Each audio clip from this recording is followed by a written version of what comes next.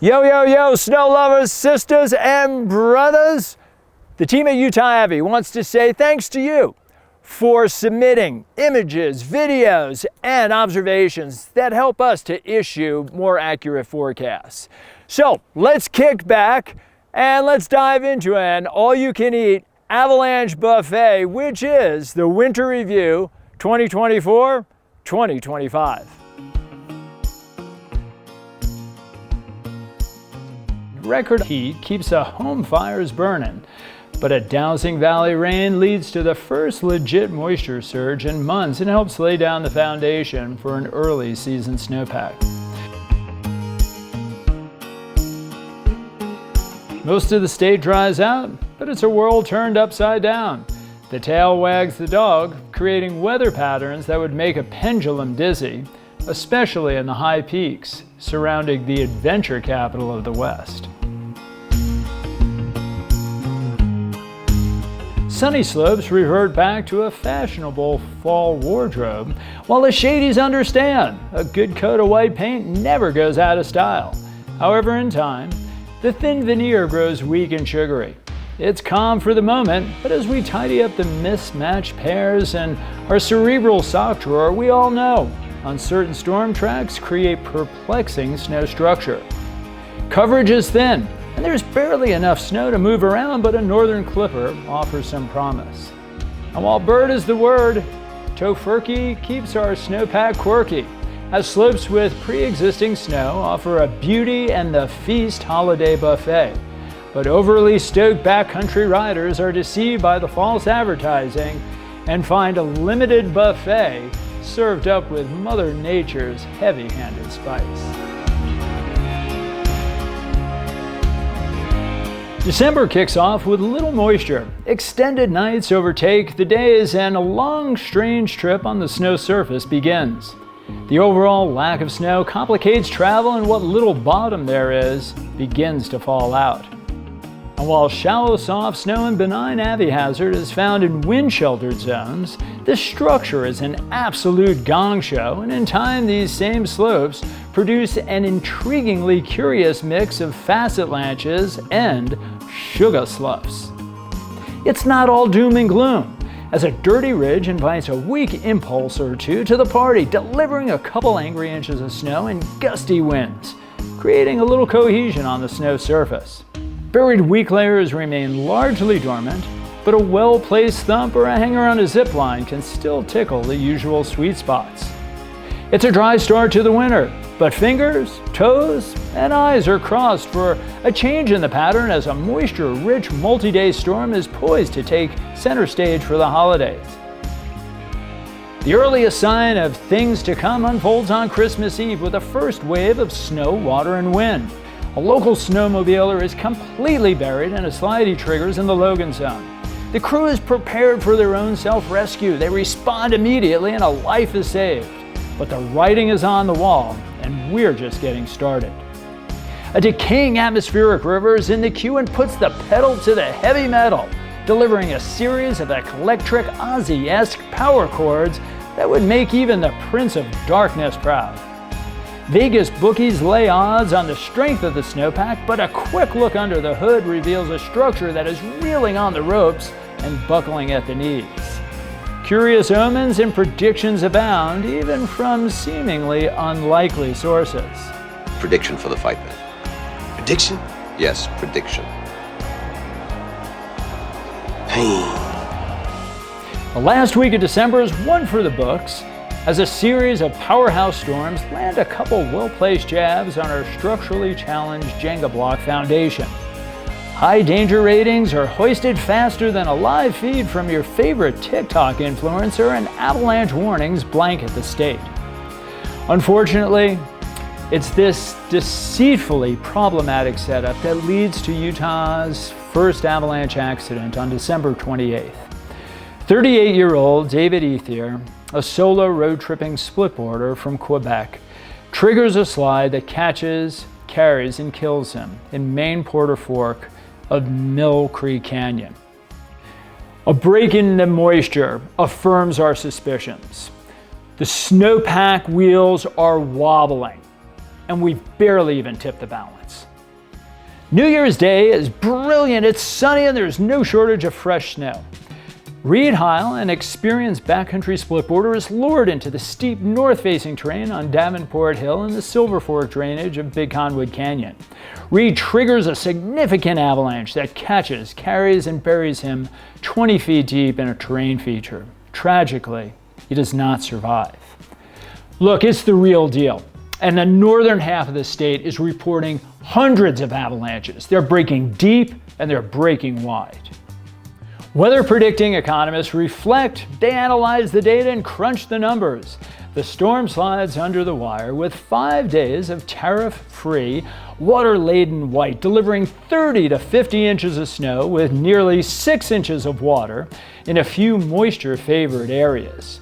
Essentially, the snowpack is doubled in just over 120 hours. The new year ushers in a short-lived, breath-catching lull in weather, but backcountry avalanche danger hardly notices. Add a little wind to the recipe, a trundling corn eye or two, and large avi paths tend to run further than you might imagine.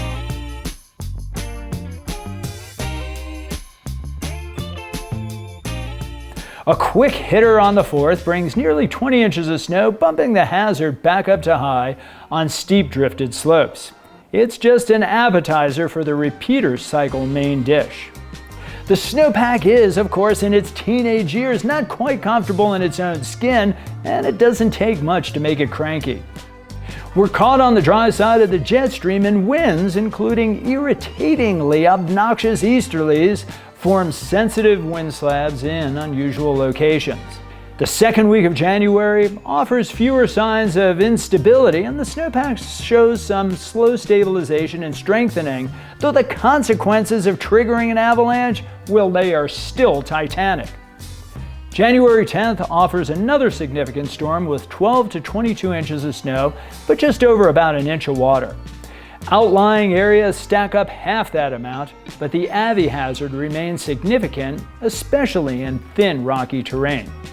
Repeater slopes come back to life, and they let us know they are not just going to be one-hit wonders. Unusually cold air blasts northern Utah mid-month, ushering in a sleeper storm which delivers just under an inch of water and nearly 2 feet of uberfluff. And while soft slabs and long-running sloughs are the flavor of the day, a rogue pocket or two breaking to weak snow and steep, wind-drifted terrain isn't entirely shocking. The third week of January brings strong winds and light snowfall. The hazard is isolated, but find the wind, and yeah, you find the problem. The week progresses with clear skies, fluctuating temperatures, and another east wind event, which help exaggerate the consistently inconsistent snow surface, which is now a grab bag of sun crust, faceted snow, and lingering wind slabs. Avalanche danger then? Well, it dips into green light territory to wrap up the month. With only 28 days to work with, February wastes no time with employee orientation or company policy, opting instead to blow the doors open and deliver a dynamic winter storm, offering rain at lower elevations and dense heavy snow, strong winds, and rapidly changing conditions in mid and upper elevation terrain. Persistent weak layers, will they quickly come back to life? Multiple large avalanches are reported, including deep slides in mid-Big Conwood Canyon and on the outskirts of Deer Valley. Tragically, on February 3rd, a snowmobiler triggers a large slide on a heavily wind-drifted east-facing slope near Monte Cristo, 30 miles northeast of Ogden, Utah. The avalanche catches, carries, buries, and kills Scott Wright. Scott's partner doesn't have avalanche rescue gear, but immediately alerts 911. Local SAR teams, along with rescue dogs, help recover Scott's body 3 hours later. Look, our peculiar weather pattern, it just continues. In fact, it favors most 3-day weekend warriors, though a few find themselves caught in summer traction mode. Shifting gears and power sliding past the mess in the uphill shoulder, a muscular system is queued up for a late Friday, February 7th arrival, delivering a prefrontal layer of dense, spongy gravel, cow-tipping winds, and another close call in the Logan zone.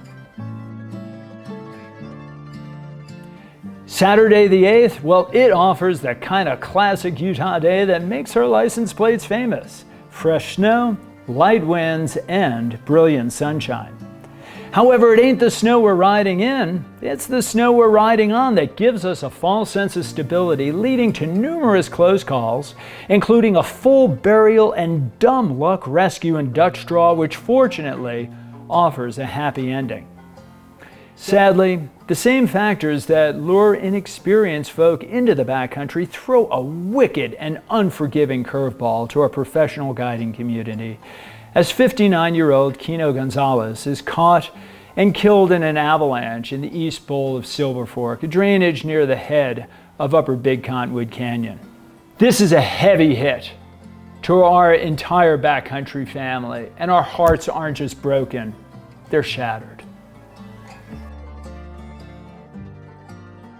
Riders begin testing their theories and start stepping out, dipping more than just a toe into potentially shark-infested waters, leading to more than just a few close calls and a couple eye-opening slides peeling out to persistent weak layers in the cottonwoods. Both avalanches and terrain characteristics fit the mold for the usual suspect, and the repeater pattern continues as slopes that have already slid multiple times keep coming back for more. It's getting super tricky, even for folks with decades of experience. In other words, the snowpack is sketchy. It's like an octopus on roller skates. It's juggling chainsaws while threading the needle on a tenuous slackline with loose anchoring. The colliding combo stacks up multiple feet of snow and Poseidon-esque water totals, all crashing down on top of a handful of weak layers. In short order, a couple dozen backcountry avalanches are reported, many triggered outside the usual suspect terrain. Now solars and a handful of lower elevations jump into the mix. The big storm is a double-edged sword, and the home stretch towards the end of the month is complex, punctuated with a tale of 2, 3, no wait, it's now 4 different weak layers. But really, it's really quite simple. On a go-anywhere base with a chin-tickling topper, riding conditions are 5-star and firing on low-angle terrain with no overhead hazards. Steeper slopes, well, they're a bit of a roll of the dice. Saturday, February 22nd kicks off with a skier-triggered slide on Mount Air, resulting in injuries after the skier slams into multiple trees. Near Ant Knolls, a larger-than-life air bomb lands on the slope with the subtlety of a Keith Moon drum solo, triggering a large slide on a repeater path, straining the rider through a group of trees, resulting in a remarkably unruly ride, a very close call, and an evening in the OR. February's storm contributions are a lavish gift, pushing northern Utah mountains to just over 100% of average swing. From a water manager's standpoint, well, we're crushing it. From an avalanche standpoint, I know our relationship is so complicated, but I just can't quit you. The first full week of March offers a spirited storm system delivering 1 to 2 feet of snow and epic riding. The storm churns away, stacking up 2 inches an hour snowfall, along with a solid blast of sustained winds, which bump the Avi hazard up a notch or two, especially in the outlying zones. The persistent weak layer is grouchy, particularly in shallow snowpacks and in previously avalanche terrain. Human-triggered avalanches, well, they're running the gamut from wet, loose slides down low to storm slabs, with some large pockets stepping down to a layer of dust formed in the beginning of the month.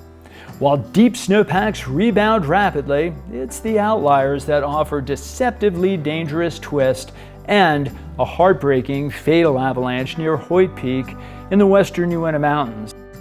It claims the life of 52-year-old Michael Janulitis. Michael triggers an avalanche that catches, carries, buries, and kills him. underscoring the ongoing volatile nature of deeply buried weak layers, especially on repeater slopes. Michael's accident, it is a hard hit for the Uinta backcountry family. It's a hard hit for the local Camas community, and of course, for the UAC. We take a minute to gather our emotions, recalibrate, and focus on the task at hand, because there's plenty of winter left. And with lots of slopes still hanging in the balance, especially on the eastern front, objects in the mirror, well, they are smaller than they appear in life. March Madness has gators locking tails with cougars as the snowpack finally turns the corner in deep snowpack regions. The Ides of March deliver a full meal deal, everything from heavy snow and strong winds to clear skies and cold temperatures. Classic Utah conditions. The riding, well, it's the best it's been all year. Late March weather is moody in central and southern Utah, and spring weather brings a series of storms with no shortage of wind. The Skyland's been moisture-starved the entire winter, and this is a big storm for Sanpete County. Now there is a dense, cohesive, hard slab that feels stable from far, but is far from stable. It's a magical March with lots of snow, and the sun is high in the sky. By late in the month, it feels like we finally reached a sense of predictable equilibrium in both the snowpack and length of daylight. However, on the southern half of the Wasatch, there's still some lion-esque chest puffing in amphitheater terrain that's harbored weak snow all winter. A large Cornish drop adds a rumble in the jungle loud enough to catch the attention of the nearby sleeping maiden. And finally, an extremely close call on a roadside attraction in the Abajos. Well, that closes out the month.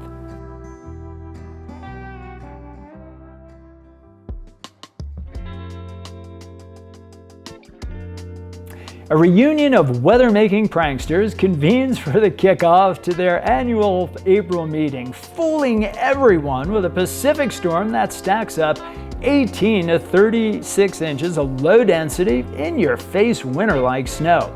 It's cold, it's light, and the spring riding, it's all time. But the strong spring sun trumps cold temps, and solar gain marks the transition toward more mainstream springtime conditions as the foundation for a Wasatch Wiggle is set in the upper reaches of Little Cottonwood Canyon.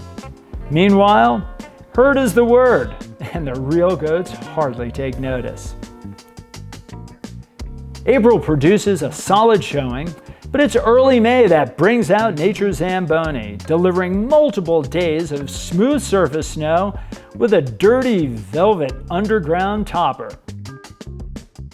Summer skiing lasts well into June and July, but the pack has little resiliency and isn't much of a match for arid high desert heat.